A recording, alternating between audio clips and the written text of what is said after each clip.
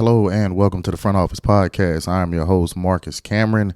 Today's episode is What the Fuck Wednesdays. It is Tuesday night, pretty late Tuesday night, and we are trying to get this done, trying to stay on schedule. Of course, the show is always sponsored by Tees and Trees Clothing. Tees and Trees is where we stand on business. Not a lot to go over this week. Two, I might get to three what the fuck moments. I do want to start off with the first thing that's been a big topic or a big controversy thing is the storming of the court or storming of the football field in college basketball. Apparently a Duke player was hurt when Duke lost to Wake Forest. Not sure the date. It was a couple days ago. And, you know, the crowd ran on the court immediately. A couple people ran straight into him, ended up injuring his leg. Duke's coach was extremely upset. The player was, upset and frustrated. Understandable. I'm a little torn, but here's my thing about court storming. I don't think court storming should be done away with. It's just a tradition. When you beat the number one team in the country and you're not supposed to beat them, you should be able to celebrate with the fans. I do think that the colleges need to hold themselves more accountable in the sense of hire more security. Put the security around the away team or whoever it is, and walk them out the arena so that way nobody can just run up on them. But let the fans celebrate. Second thing is, what the fuck to Wake Forest? Duke was ranked number 10 in the country. Why the fuck were y'all storming the court? I mean, I'm 43 years old, and I've seen a lot of college basketball. I've seen a lot of basketball, period. And I remember those days when Wake Forest was great. Randolph Childress, Tim Duncan, they've had some great ones at Wake Forest. They have had some great ones at Wake Forest. Jeff Teague, shout out to the 520 podcast. They've had some great players at Wake Forest. And to storm the court when you beat the number 10 team in the country is crazy to me. That's I don't know if that's trolling or I don't know if that's, we're not used to being here, but that was unnecessary and that guy did get hurt unnecessarily. Do I think we should stop storming the courts? No. I think universities and fans as a whole should be selective in when you storm the court.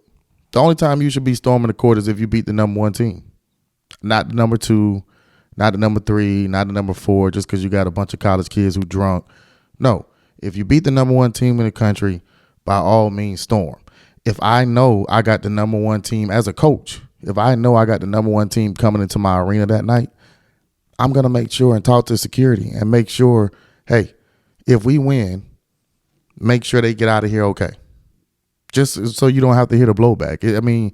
It's simple fixes, but it's on the university and it's on the fans and everybody's got to kind of work together just like you always got to do to fix a problem. Simple. So, no, I don't think you should be storming the court. I don't think you should stop storming the court, but I don't think you should be storming the damn court when you beat the number 10 in the team in the country. That's crazy. Next topic of discussion. Cam Newton. Still haven't found out anything else about the altercation that happened at the 7-on-7 tournament that he puts on. First of all, that's a great thing that Cam is doing in the community. Getting those kids, getting them some real exposure in the off season. He's played in NFL MVP. I think the coaches that he was fighting with got on the podcast, and I caught a couple clips, and they were saying that Cam was talking crazy and that's why they did what they did, or, he was acting like he was the aggressor. Like, video don't lie, bro. You know what I mean? Like, I wasn't there and I'm not making a conclusion.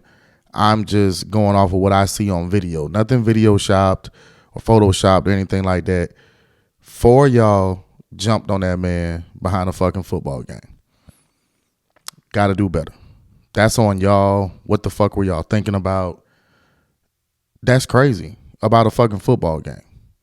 And I've seen bad losers. You know what I mean? Like, I've coached, I've played, I've seen kids' parents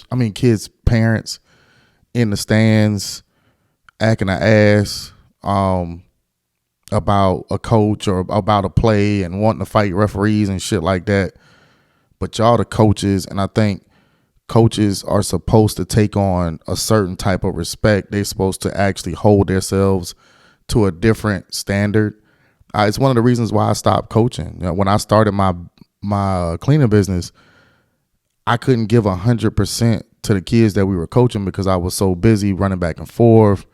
You got your own kids to deal with, you got a job, things like that.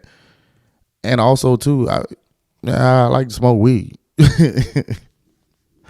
I mean, I like, you know what I mean? I am a stoner, and I'm not gonna stop doing what I do or try to hide it or be somebody that I'm not to be a coach. So, and that's a real barrier for me going back into coaching or even thinking I want to coach. So, but those guys who jumped on Cam, man, like I just feel like y'all were all the way at fault. Honestly, I don't care if Cam was talking crazy or not, man. Like, if Cam Newton doesn't want to put on the event anymore, or from now on he's not accessible because security's all, that's on y'all, bro. Because whatever he was saying, like, y'all could have ignored that shit, and you could have went on a podcast and whatever said, he's not professional. You could have handled it a different way, but instead, y'all felt like fisticuffs was the only way to handle that situation, which is bullshit. Again, I'm just going off of what I saw.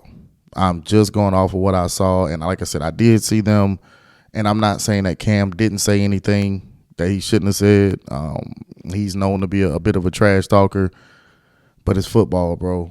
It's a game, and that is a NFL MVP, probably first ballot Hall of Famer, that is interacting with your kids, and he's being able to lay eyes on these kids and be able to drop jewels on them. And hopefully Cam don't stop doing it, and hopefully he still stays accessible. But if he doesn't, I don't blame him. Bro. Like, I'm not about to mess up my money or put myself in a position where I got to catch an assault charge because you motherfuckers is sore losers. That's crazy to me. The last one is for my guy JJ Redick, man. JJ Redick had some spicy content or comments about Doc Rivers and not being accountable. Very emotional. It definitely was coming from a personal place. I'm not going to say JJ was wrong at all. I will say this to any analyst, any podcast host, player, non-player, former player: stand on fucking business. You know what I mean? Like, you talked all that shit on ESPN, First Take, getting clicks and likes and going viral and all that bullshit. I personally, I don't wish no harm on JJ at all, but I'm hoping that Doc is a real nigga. And when I say a real nigga, I hope Doc, when you call one of his games, because they're definitely going to sign you up to call one of those games, JJ Redick, I pray and hope that Doc can catch your ass pregame and walk up on you and have that conversation. Like, now, what was all that bullshit you was talking? I couldn't hear you from way across over here.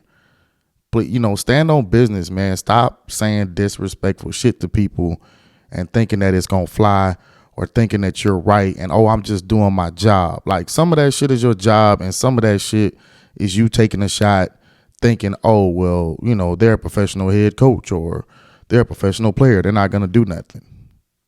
With the old heads, I agree. This generation is a little soft on that. The shit that I grew up in, you said some shit, you better stand on it. You better stand on that shit you said, like, for real. So, yeah. JJ, still my guy. I still rock with the podcast. I still tune in. I still love to hear you calling games.